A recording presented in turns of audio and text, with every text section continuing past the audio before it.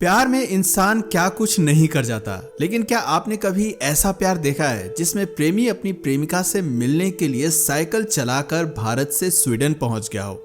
यहाँ प्रेमी ने तो अपना प्यार प्रेमिका को दिखा दिया, लेकिन क्या प्रेमिका प्रेमी के प्यार को एक्सेप्ट करेगी? दोस्तों, आज की कहानी काफी मजेदार होने वाली है। ये रियल लाइफ बेस्ड स्टोरी है। इससे आपको काफी कुछ सीखने को भी मिलेगा, इसलिए आप हमारे साथ इस वीडियो में अंत तक बने रहिएगा। दोस्तों, ये कहानी है प्रद्युम्न कुमार महानंदिया की, जिनका जन्म साल 1949 में उड़ीसा के अंगुल जिले के कंधापाड़ा गांव में एक दलित परिवार में होता है। दोस्तों, आज समाज में दलितों की स्थिति में भले ही पहले से काफी सुधार आ गया हो, लेकिन आज भी गांवों में दलितों को हीन भावना से ही देखा जाता है।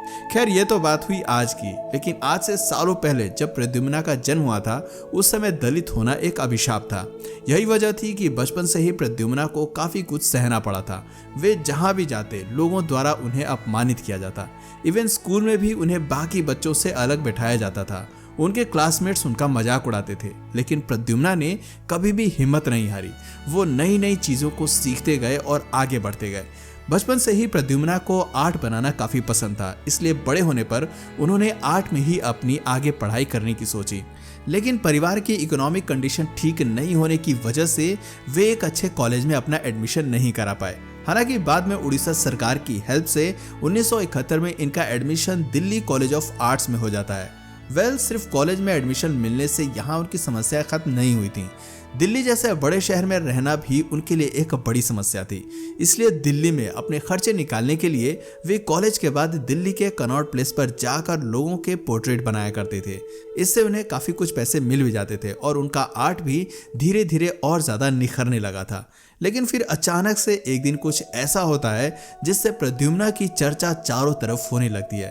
दरअसल एक दिन जब प्रद्युम्न दिल्ली के कनॉट प्लेस पर लोगों का पोर्ट्रेट बनाने के लिए बैठे हुए थे, तभी उनके सामने एक कार आकर रुकती है, जिसमें से एक विदेशी महिला बाहर निकलती है और वो प्रद्युम्न से अपना पोर्ट्रेट बनाने के लिए कहती है। प्रद्युम्न भी बिना उस महिला से कुछ कहे उसका पोर्ट्रेट बनाकर उसे दे देते हैं। प्रद्युम्न ने उस पोर्ट्रेट को इतनी बारीकी से बनाया था कि उसे देखकर ऐसा लग रहा था मानो प्रद्युम्न ने उस पोर्ट्रेट में जान डाल दी हो।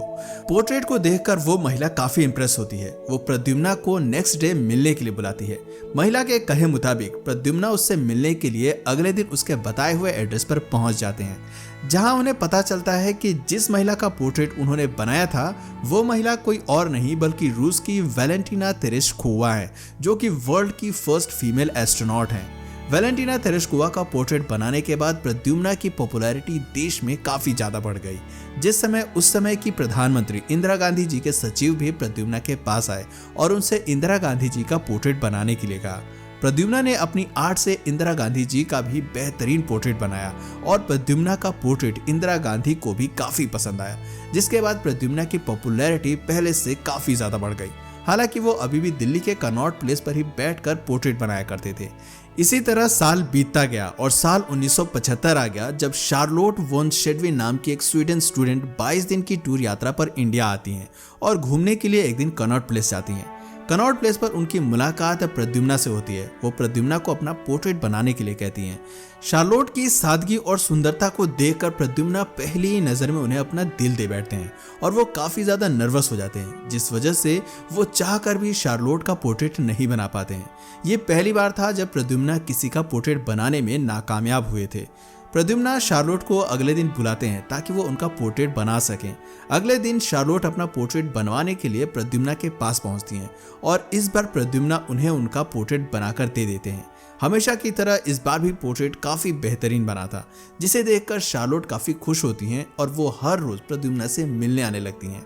प्रद्युम्न तो पहले दिन से ही शार्लोट से प्यार करने लगे थे, लेकिन अब शार्लोट भी उन्हें पसंद करने लगी थी। लेकिन प्रद्युम्न के मन में शार्लोट को लेकर एक संदेह था। दरअसल प्रद्युम्न के पिता पेशे से पोस्ट मास्टर थे, लेकिन साथ में उन्हें ज्योतिष विज्ञान की भी काफी अच्छी समझ थी। उन्होंने प्रद्युम्न को उनके बचपन में ही बता दिया था कि प्रद्युम्न का विवाह बाहर देश की एक लड़की से होगा और वो लड़की वृषभ राशि की होगी। उसकी संगीत में रुचि होगी और साथ ही वो लड़की एक बड़े क्षेत्र की मालकिन होगी। प्रद्युम्न को अपने पिता की इस भविष्यवाणी पर पूरा यकीन था, इसलिए उन्होंने इस बारे में शार्लोट से बात करने की सोची।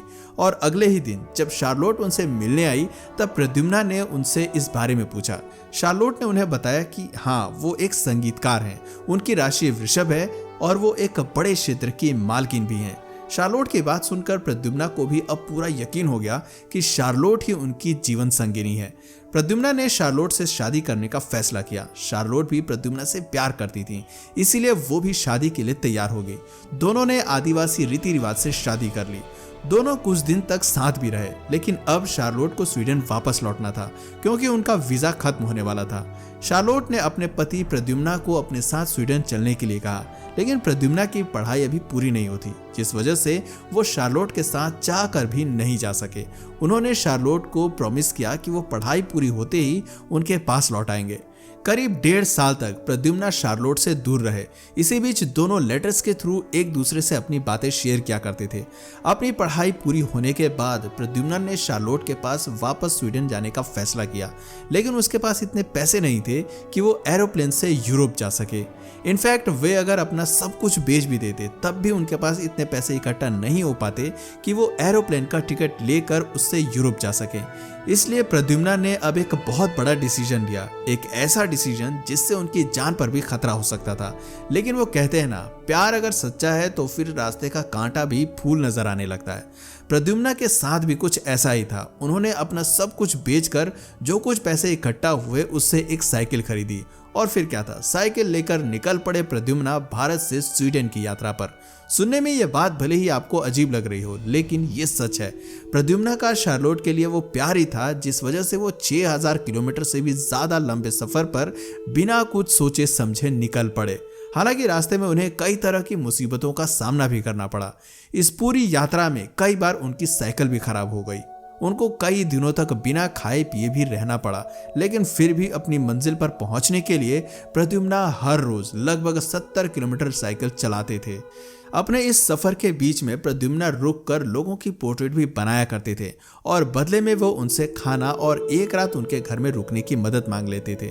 कई रातें तो उन्होंने खुले आसमान के नीचे भी बिताई, लेकिन उन्होंने लाख मुश्किलों के बाद भी हिम्मत नहीं हारी। वो आगे बढ़ते रहे और इस तरह वो ईरान, तुर्की, अफगानिस्तान, बुल्गारिया, जर्मनी और ऑस्ट्रिया जैसे देशों से गुजरते हुए 5 महीने के लंबे सफर के बाद आखिरकार वो स्वीडन के बॉर्डर पर पहुंच पाए। लेकिन उनकी मुसीबतें अभी खत्म होने का नाम ही नहीं ले रही थी। स्वीडन के बॉर्डर पर प्रद्युम्ना को रोक दिया गया क्योंकि उनके पास इमिग्रेशन वीजा नहीं था। प्रद्युम्ना ने ऑफिसर्स को अपनी पूरी स्टोरी सुनाई, लेकिन ऑफिसर्स को ये यकीन नहीं हो रहा था कि आखिर कोई व्यक्ति साइकिल के जरिए भारत से स्वीडन कैसे आ सकता है। जब ऑफिसर्स ने प्रद्युम्ना की बात पर यकीन नहीं किया, तब प्रद्युम्ना ने उन्हें अपनी शादी की पिक्चर्स भी दिखाई, जिसे देखकर ऑफिसर्स और भी ज्यादा शॉक हो गए क्योंकि पिक्चर्स में प्रद्युम्ना के साथ जो लड़की थी वो स्वीडन की एक रईस खानदान की लड़की थी। अब ऑफिसर्स ने कंफर्मेशन के लिए सीधे शार्लोट से कांटेक्ट किया। शार्लोट को जैसे ही पता चला कि प्रद्युम्ना उनसे मिलने के लिए इतना लंबा सफर साइकिल से तय करके आए हैं, वो तुरंत प्रद्युम्ना से मिलने स्वीडन के बॉर्डर पर पहुंचती हैं। शार्लोट को अपने सामने देखकर प्रद्युम्ना की आंखों में आंसू आ जाते हैं। शार्लोट भी प्रद्युम्ना से मिलकर काफी खुश होती हैं। एंड देन साल 1989 में दोनों स्वीडिश कानून के हिसाब से दोबारा शादी कर लेते हैं, जिसके बाद प्रद्युम्ना को स्वीडन की नागरिकता मिल जाती है। प्रद्युम्ना और शार्लोट आज भी साथ हैं, उनके 2 बच्चे भी हैं। प्रद्युम्ना स्वीडिश गवर्नमेंट के आर्ट्स एंड कल्चरल डिपार्टमेंट में काउंसलर के रूप में काम करते हैं। दुनिया भर में उनकी पेंटिंग्स की एग्जीबिशन लगती रहती हैं। आपको जानकर खुशी होगी, प्रद्युम्ना की पेंटिंग्स को आइकॉनिक यूनिसेफ ग्रीटिंग कार्ड में भी जगह मिल चुकी है। तो दोस्तों, इस तरह से यहाँ एक सच्चे प्यार की हैप्पी एंडिंग होती है। लेकिन ये बात भी सच है कि इस दुनिया में हर किसी को सच्चा प्यार नहीं मिलता। वैसे दोस्तों, क्या आपको आपका सच्चा प्यार मिला है या नहीं? नीचे कमेंट सेक्शन में यस या नो में अपना जवाब हमें जरूर बताएं। इसके साथ ही मैं आपको ये सलाह दूंगा कि अगर आप किसी से सच्चा प्यार करते हैं तो उसे अपना बनाने की हर संभव कोशिश करें, क्योंकि वो कहते हैं ना, अगर किसी को शिद्दत से चाहो तो पूरी कायनात तुम्हें उससे मिलाने में जुट जाती है। इसलिए आपकी चाहत में कमी नहीं होनी चाहिए। मिलना या ना मिलना ये तो सिर्फ किस्मत की बात है। तो दोस्तों, अगर इस वीडियो से आपको कुछ नया जानने या सीखने को मिला या फिर इंटरेस्टिंग लगा तो प्लीज इस वीडियो को एक लाइक करके अपने फ्रेंड्स और फैमिली में से जरूर शेयर करें। और यदि आप इस चैनल पर नए हैं तो प्लीज इस चैनल को सब्सक्राइब करके बेल नोटिफिकेशन आइकन को ऑन कर लीजिए ताकि हमारे आने वाले वीडियोज आप मिस ना करें। मिलते हैं फिर किसी वीडियो में नए टॉपिक के साथ, तब तक के लिए नमस्कार।